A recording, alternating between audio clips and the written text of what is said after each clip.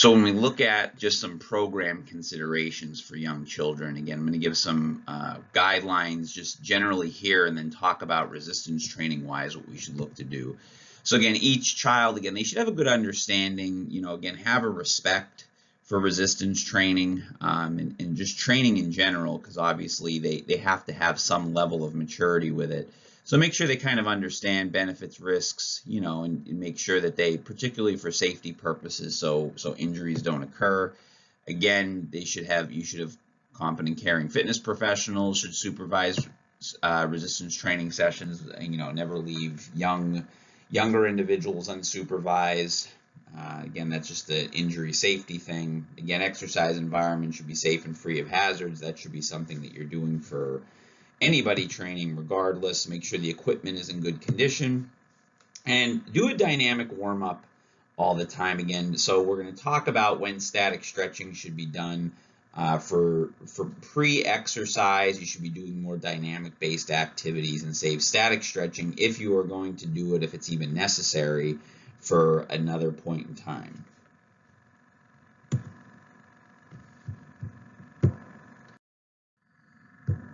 So some youth resistance training guidelines. So again, static stretching, if a young child is going to static stretch, which actually there's actually some science out there showing that younger individuals shouldn't static stretch. However, if they're going to do it, it should be performed after resistance training or at another time. It should not be done before resistance training. They should be doing dynamic warm-up activities to actually prepare the body for exercise when they're doing it. Monitor their tolerance. Again, begin with light loads. So, be watching for signs of extreme exertion. Again, you have to understand when you're dealing with youth, even beyond just looking at the muscular and nervous system adaptations of resistance training, their cardiovascular systems and everything aren't completely mature. So, make sure you monitor their tolerance, make sure that they're not having, excessive stress being brought on by the exercise. It's obviously going to stress them, but you have to make sure that you're kind of monitoring what they can tolerate. Loading wise, again, just begin with light loads. We're going to give some general recommendations as to what, how they should be getting loaded early on with resistance training exercise. We want to begin with light loads. You want a gradual increase in resistance. So just increase your resistance gradually, about 5 to 10% increases as strength improves.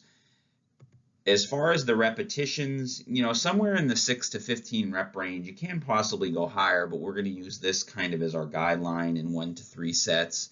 Advanced multi-joint lifts can be incorporated, but you have to make sure you focus on technique. And again, by multi-joint lifts, we're looking at things like squatting, bench pressing, deadlifting, or just any type of movement that requires multi-joint. It's movement at more than one joint. So any type of resistance training movement that involves more than one joint.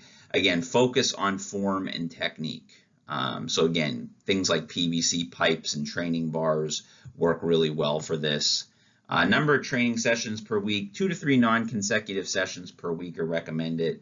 Again, safety purposes, make sure that you have spotters, again, more or less just to watch technique, because they really shouldn't be doing anything too heavy early on.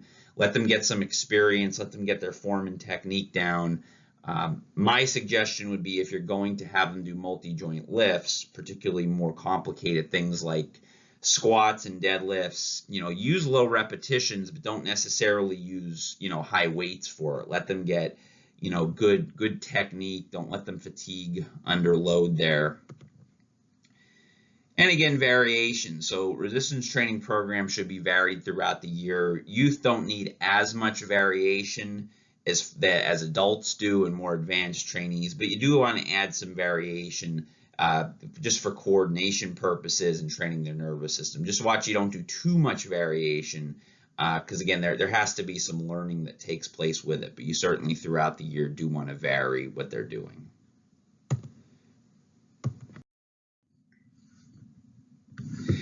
Now, looking at female athletes and kind of just noting some gender differences. And, in the end, what you're going to find is that really From a programming perspective, there's not a ton of things you're really going to do differently for males versus females. There just are some things physically that you have to take into consideration, which sometimes impacts it. So when we look at just gender differences, body size and competition, or composition rather, before puberty, there are no differences in height, weight, body size between boys and girls. It's really only after puberty where you're obviously going to start to see significant differences. You know, as men and women get older, obviously women tend to have more body fat. They tend to have less muscle and bone mass than males. And again, that's just due to physiology. You know, estrogen tends to do that. And again, actually for the female reproductive cycle and just health, having too low body fat in women can actually have adverse health consequences. So, you know, their body fat that they do have to carry should be higher than males, because from a health perspective, there's just negative things that could happen, okay? So young men do have obviously increases in testosterone that increases protein mass or protein synthesis and bone mass. They also tend to have a longer period of growth than women, even though, you know, young girls do tend to hit their peak height velocity earlier in life. In terms of strength and power output, now, in terms of absolute strength, women tend to have about 2/3 of the strength of men, again, just because of muscle mass differences. However, if you make comparisons relative to fat-free mass or muscle cross-section area, the differences in strength tend to disappear. So in other words, if you tend to just equal it out based upon overall body mass and look at muscle cross-section, those differences in strength aren't quite as stark, okay? Again, in terms of absolute strength, and by absolute strength, we just mean what people could do in general, not looking at, you know, what it means in relation to their body weight. Women tend to be generally weaker just strictly because of the lower quantity of muscle mass. Okay, so they don't have as much muscle mass compared to males. Again, however, when you look at, you know, relative to muscle cross-section area and just, you know, taking into consideration body mass, the differences tend to be reduced a lot more. So there tends to be, and again, a lot of the differences, particularly between men and women, tend to be more pronounced in the upper body, meaning that women tend to have a lot less upper body strength. And again, if you just look at the general body composition and kind of the way men versus women are structured, men tend to have much larger shoulder girdles, which just naturally by itself will you know, will kind of make some of those differences, particularly for the upper body. So the lower body, it might not be quite as much. So again, when you look at that, the overall, again, absolute strength, men tend to have a significantly greater amount. However, when you take into consideration some of those things we looked at, the differences kind of narrow a little bit more. So we look at resistance training for females. You know, women can increase their strength at the same rate of men, or even possibly faster. Okay, baseline neuromuscular levels in general tend to be lower in average on females. However, you can get women can still get pretty good muscle hypertrophy, and you have to take into consideration some women do actually have higher testosterone levels than others. So again, just like everything else, there can be variations. Relative strength measures are more similar than absolute. So women do tend to have relative strength-wise, when we look at it comparing to body weight, even more so they could gain strength just as easily as males can. And something else to consider, and this is just a general health thing for female athletes, the female athlete triad. So the female athlete triad involves 3 different things. It involves osteoporosis, amenorrhea, or the absence of a menstrual cycle for more than 3 months, or primary amenorrhea if it's just a late onset of menses, and eating disorders. So the female athlete triad looks at all 3 of these, and you have to be aware of that, particularly for active females, because there's a lot of things that could occur if you get a female athlete and they're kind of dealing with those 3 issues, particularly when you look at energy availability. So energy availability, menstrual function, and bone mineral density can all be negatively affected by this. And again, if you have female athletes who, have high training volumes, high training intensities. They have inadequate dietary intake because of disordered eating or having an actual eating disorder. These three things could start to happen, and there's definitely some health issues concerned. Particularly from a hormone perspective, they're going to have reduced luteinizing hormone levels from the pituitary gland. That's going to affect their menstrual cycle. So it's really important for females. Calcium, vitamin D, protein are all important. However, when we look at the whole bone mass thing, so obviously if all that's being done, so in other words, if you don't have someone with disordered eating, strength training improves bone mass. So, particularly for females, just in general, strength training should be a regular part of their routine because it could help reduce bone mass issues later in life. So strength training improves osteogenesis, which helps with increasing bone mass. And again, just as far as some of the general differences, so we did talk about how women, again, over absolute strength, they tend to have less, particularly in the upper body. So for women, just adding a couple additional upper body exercises can help with that. So it's just important to do that. But again, just in general, if you have an active female, they have to make sure they're getting appropriate nutrition, again, taking into consideration those variables I just talked about. And making sure that they're not overtraining, because again, you get these, again, the parts of the female athlete triad can certainly cause a lot of future health concerns. They can cause both immediate and future health concerns if that's not addressed. So some program designs, as I said, there's some minor particulars, but for the most part, the programs don't have to differ that much. Even in my experience, working with both male and female athletes, there's really not a huge difference in the actual program considerations. There are health considerations you have to look at, which we already talked about. Again, so, some of the differences in absolute strength, you'll kind of tailor it to, again, maybe working on the upper, adding a couple extra, maybe one or two extra exercises for the upper body or some volume there, but it's not really that big of an issue. So it's not something that is major that you have to look at. So again, consider upper body strength development, again, just because of the anatomical differences in body structure. There's some issues there as far as females tend to have weaknesses in the upper body.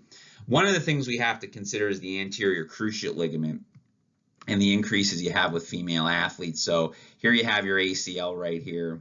This is just kind of demonstrating the area where the tear is. So females are up to 6 times more likely to incur an ACL injury than male players. And there's multiple reasons for that that have been proposed. So joint laxity, women tend to have increased laxity in their joints. Ligament size.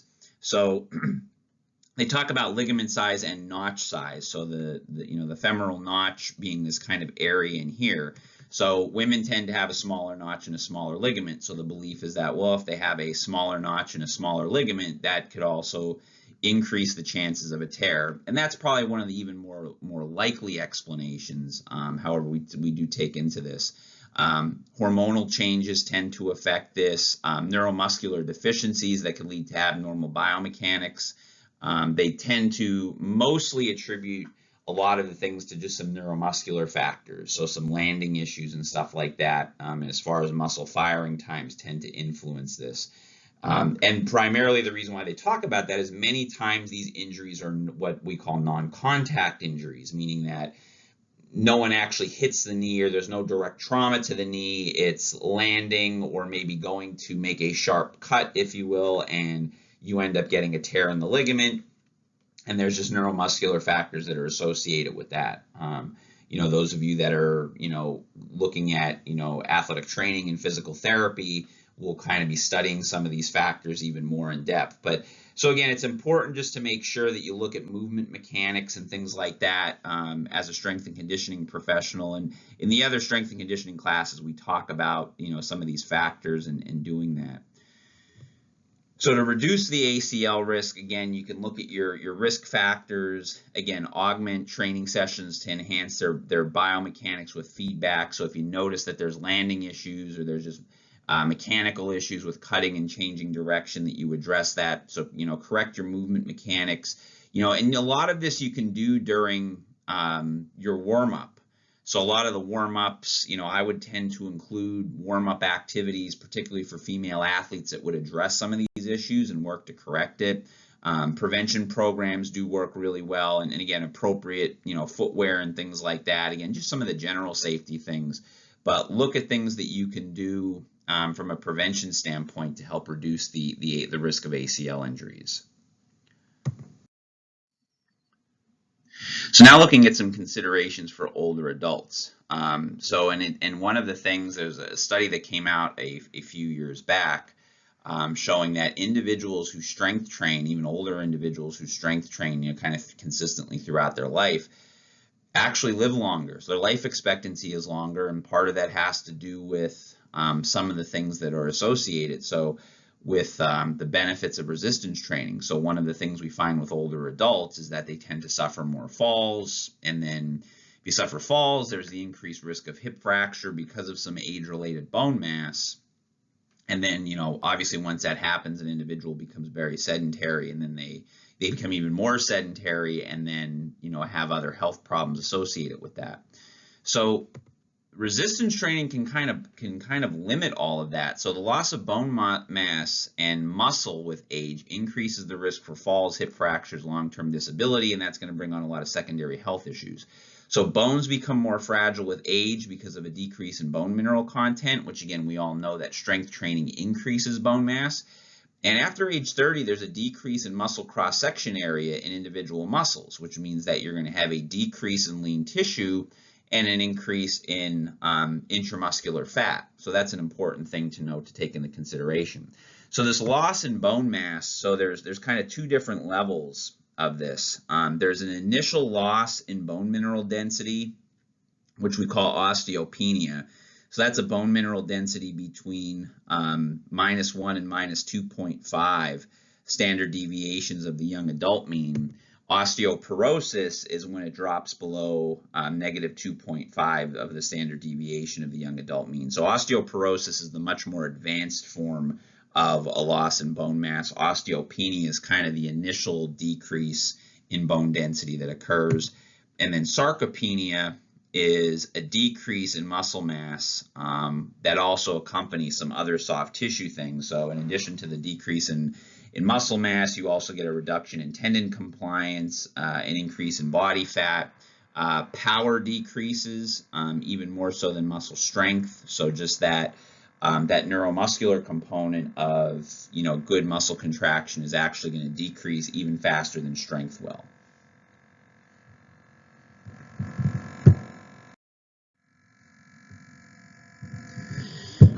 So age-related changes in neuromotor function, some of which we already described. So again, seniors are at increased risk of falling. So factors include decreased muscle strength, power, decreased reaction time, impaired balance, and postural stability. So again, advancing age is associated with loss of muscle mass, which again, many times is going to be largely attributable to physical inactivity. As individuals get older, particularly sedentary individuals, they tend to become more sedentary. So again, a direct result is a reduction in all of these different things. You tend to have an issue as far as muscle preactivation. So muscle preactivation is when you get muscle activation before ground contact. Co-contraction then tends to happen when you have contact with the ground. So seniors tend to rely on muscle co-contraction, meaning having multiple muscles kind of contract to kind of compensate for deficiencies and balance issues. And again, that just changes the efficiency of the neuromuscular system, and then isn't quite as protective as kind of the commonly what we see with individuals with muscle activity. So again, research shows physical activity interventions can improve neuromotor function and preventing falls. So again, resistance training, balance training, mobility training. So it's not just lifting weights, but doing other things can certainly help and assist with this. So kind of being able to, at the very least, maintain strength and power can be very beneficial for older adults.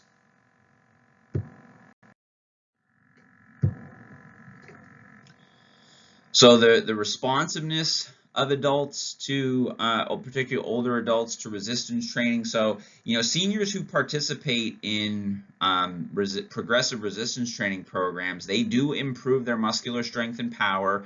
They can still improve their muscle mass, bone mineral density, and their functional capabilities. So there are benefits to older adults, even just starting a resistance training program. And obviously, again, the changes aren't going to be as pronounced as starting to strength train in your late teens and early 20s.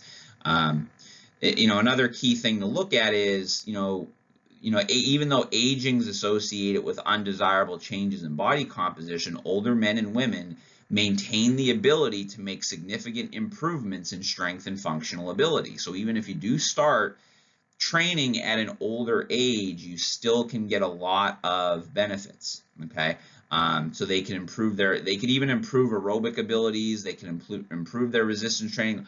All of that stuff is beneficial for older adults. It is noted, though, that only resistance training can increase muscular strength, power, and muscle mass.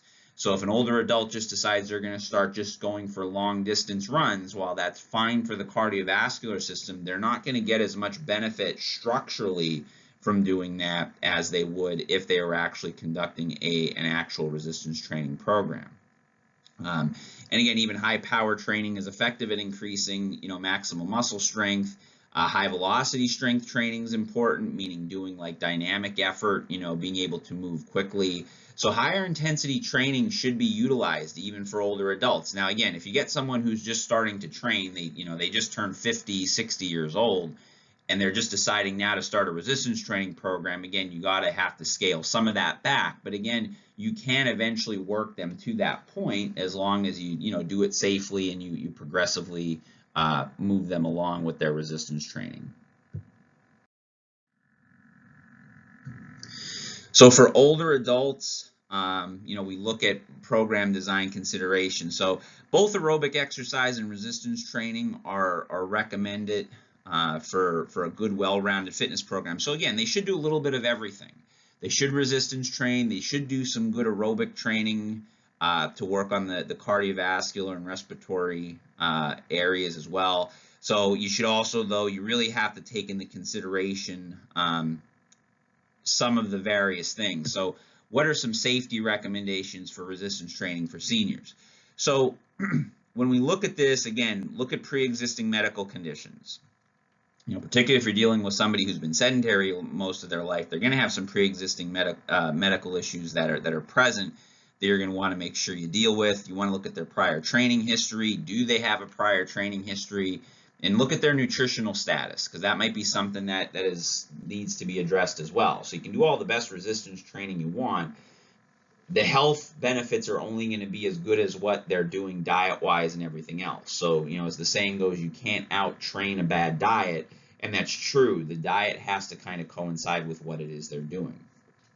Other safety considerations, alter the volume and intensity throughout the year. That's going to help prevent overtraining. Even more so, you have to be doing that with older individuals. Consider progressing them to multi-joint weight-bearing exercises. Your multi-joint weight-bearing exercise are going to be what kind of what basically gets you the best health benefits. So again, things like squatting and deadlifting. Deadlifting's not inherently dangerous. Okay, if you think about deadlifting's picking something up off the floor. It's what we do every day. Again, good technique will enable, again, good health benefits to come from some of these exercises. So again, pre-screen for health issues. Make sure they warm up appropriately. Avoid or use caution when performing the Valsalva maneuver. So the Valsalva maneuver is kind of that holding your breath and bearing down. People will use that to help stabilize their spine when they're doing big lifts. Just be aware of it. It's not inherently dangerous to use for heavy lifts. Just don't do it for a prolonged period of time. If you have an older individual who has blood pressure issues, kind of limit your use of that. Make sure to allow 48 to 72 hours between exercise sessions to allow for appropriate recovery. Perform all exercises within a range of motion that's pain-free. You may have to modify some exercises. If you get somebody who has knee issues, address that appropriately with your lower body exercise. Don't overtax the body structure, so lift heavy only if you're prepared to. So, again, you want to start out with some lower intensities, say about 40 to 50% of a 1 rep max, what would be their 1 rep max for maybe one set of 8 to 12, and then gradually start to go to higher volumes and intensities, work them up to 3 sets, 60 to 80%. Consider using power base, so maybe even going upwards to 80% or increasing the speed of movements once you can. Start them out at about 2 days a week initially. Again, I'm talking someone who's just getting started or maybe who's had a very long layoff. Start them out at 2 days a week. Go off of those. And those guidelines are also in your textbook. So if you didn't get them all down here, you can get them from your textbook. Refer to that. Just the general safety guidelines in there. And these are your learning outcomes.